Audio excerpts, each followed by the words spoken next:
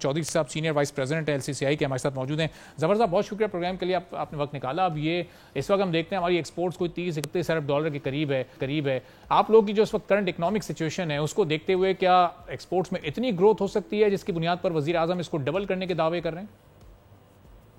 बिस्मिल्लाहिर्रहमानिर्रहीम जी, बहुत शुक्रिया जी। देखिए, इस वक्त जो हुकूमत का दावा है मैं समझता हूँ उसमें बड़ी मुश्किलात हैं।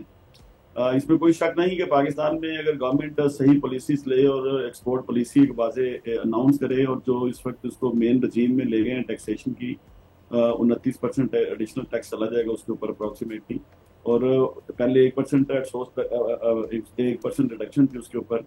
तो अगर तो वापस पॉलिसी आती है कि 1% रिडक्शन पे चला जाएगा और एक्सपोर्ट पॉलिसी लेके आते हैं और फिर रॉ मटेरियल जो एक्सपोर्ट के ऊपर हैं उनके ऊपर जरा पॉलिसी थोड़ी नरम करते हैं, कोई उसके ऊपर टैक्सेशन का जो माहौल है उसको सॉफ्ट करते हैं और उसको स्पीड से इंपोर्ट करने की इजाजत देते हैं, जो कि एलसीज खुलने में भी अब टाइम लग रहा है, ये इश्यूज आ रहे हैं थोड़े बहुत, तो तब तो मुमकिन है, नामुमकिन नहीं है, मगर उसके लिए बड़ा एग्रेसिव पॉलिसीज के ऊपर बनानी पड़ेंगी और फिर उसके ऊपर इम्प्लीमेंटेशन करना पड़ेगा। जो मौजूदा पॉलिसीज हैं, जो इस वक्त सिचुएशन है मुल्क की, उस हवाले से तो मुझे ये हदफ पूरा होता हुआ नजर नहीं आता। देखिए, फॉरेन एक्सचेंज मैनेजमेंट का असल इशू है पाकिस्तान के अंदर, और फॉरेन एक्सचेंज मैनेजमेंट में दो चीजें हैं। एक तो आपकी एक्सपोर्ट है जो आप कहते हैं कि $60 बिलियन तक चली जानी चाहिए, मैं समझता हूँ कि जा सकती है अगर उसको भी सही तरह से चलाया जाए। और दूसरा जो है वो फॉरेन रेमिटेंस जो आती हैं, जो 9.6 मिलियन जो पाकिस्तानी मुल्क से बाहर काम कर रहे हैं, वो अगर भेजें तो वो भी 80 बिलियन तक उसका भी क्वेश्चन है। तो ओवरऑल जो है वो 100 से 140 बिलियन तक का जो हदफ है वो उसको पूरा किया जा सकता है साल में, लेकिन उसके लिए कम से कम हमें 2-3 साल एक कंसिस्टेंसी चाहिए पॉलिसीज के अंदर, और ऐसी पॉलिसीज पहले बनानी पड़ेंगी जिसको आप इम्प्लीमेंटेशन करें। अभी जो इस वक्त सिचुएशन है, अगर आप इसी के मुताबिक चाहते हैं तो मैं नहीं समझता हूँ कि जी आप 30 बिलियन तक भी जा सकते हैं। 60 बिलियन तो बहुत दूर की बात है, ये तो 10-15 बिलियन तक नहीं जाएगी अगर हमें मौजूदा पॉलिसी के अंदर रह के काम करना पड़ा। देखिए, दो चीजें हैं जो हुकूमत ने बजट दिया है, उसमें एक तरफ तो एक्सपेंसेस बड़े क्लियर है कि आपका 52% चला जाना है कि जी आपका इंटरेस्ट के अंदर, बाकी आपके जो एक्सपेंसेस हैं वो भी बड़े क्लैरिफाई कर दिए गए हैं, लेकिन जो इनकम है वो एक प्रेडिक्शन के ऊपर तैर रही है।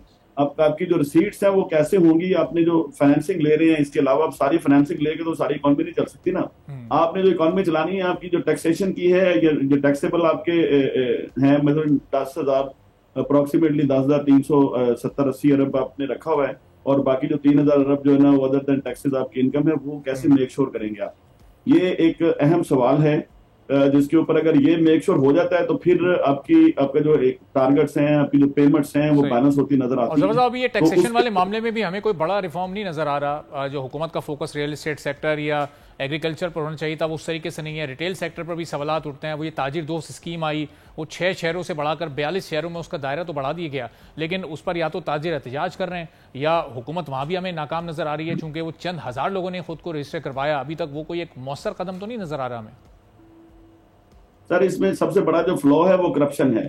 आज आपका 10,400 अरब का अगर बजट आपने रखा है तो मैं समझता हूँ कि जी आज 15 से 16,000 अरब की करप्शन है। आप अगर 24,000 स्टाफ है आपका और आपका स्टाफ चाहिए 6-7,000 और बाकी सारा करप्शन पे लगा हुआ है, तो फिर आपकी जो टैक्सेशन है वो कंप्लीट नहीं हो सकती है। वो अगर मार्केट में जाएंगे, एक बंदे का 10-20 हजार टैक्स बनता है, तो वो उसे कहेंगे कि हमें 5-7 हजार दे दो, तो आप टैक्स ना दो, तो वो टैक्स नेट में कैसे आ सकता है? तो इससे जो मैं समझता हूँ कि डिजिटलाइजेशन जो है ना वो बहुत जरूरी है। जो इंटरेक्शन है, ह्यूमन इंटरेक्शन खत्म कर देनी चाहिए, और डिजिटलाइजेशन का एक बड़ा शफाफ अमल जो है ना वो अमल में लाना चाहिए। उसके लिए जो गवर्नमेंट है ये डिफरेंट स्कीमें बना रही है, सिर्फ एक स्कीम बना ले कि जो भी शख्स कोई भी बिजनेस कर रहा है सबसे पहले वो ऑनलाइन एक पोर्टल पे रजिस्टर्ड हो जाए, उसकी 2-4 हजार या 1,000 उसकी फीस रख दें। आज पाकिस्तान के अंदर जो एंटरप्रेन्योर है उसकी रजिस्ट्रेशन कहीं लीगली रिक्वायर्ड नहीं है, कोई कानून नहीं है कि वो रजिस्टर्ड हो, वो ना रजिस्टर्ड हो। वो अगर टैक्स नेट में आएगा, उसका काम बड़ा होगा, वो टैक्स नेट से बचता रहा तो वो 50 साल तक बचता रहे, वो बचता रहा तो वो अरबों का कारोबार कर जाए। लेकिन उसके लिए कोई लॉ नहीं है कि वो इमीडिएटली अगर कोई एंटरप्रेन्योर है तो वो एक रजिस्ट्रेशन कराएगा और उस रजिस्ट्रेशन के बाद ही वो बिजनेस कर सकता है। पाकिस्तान में ऐसा कोई कानून नहीं है। सबसे पहले डिजिटलाइजेशन के अंदर ऐसा एक सेल्फ असेसमेंट, एक सेल्फ रजिस्ट्रेशन लॉ बनना चाहिए जिसके तहत वो रजिस्टर्ड हो और हमें पता चले कि जी इतना, और वो टैक्सेशन आनी शुरू हो जाएगी, जो ह्यूमन इंटरेक्शन है उसको कम से कम करें। ठीक है, तो जबरदस्त ये जो हुकूमत का पूरा फोकस इस वक्त आईएमएफ के साथ प्रोग्राम कंप्लीट करने पर है, ये प्रोग्राम मिल भी जाए तो ये एक ब्रीदिंग स्पेस के तौर पर तो काम करेगा, लेकिन ये वो तमाम रिफॉर्म जो इस वक्त आप सजेस्ट कर रहे हैं ये भी फिर आने वाले साल में करना जरूरी है।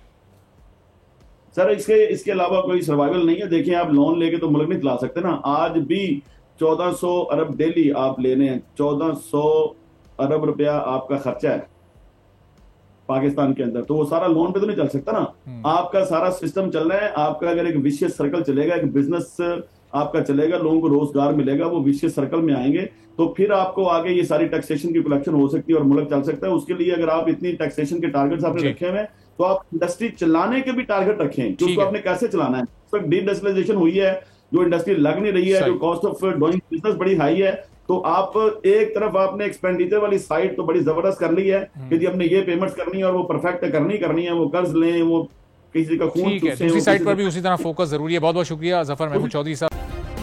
सब्सक्राइब करें और बेल दबाएं ताकि कोई खबर रह न जाए।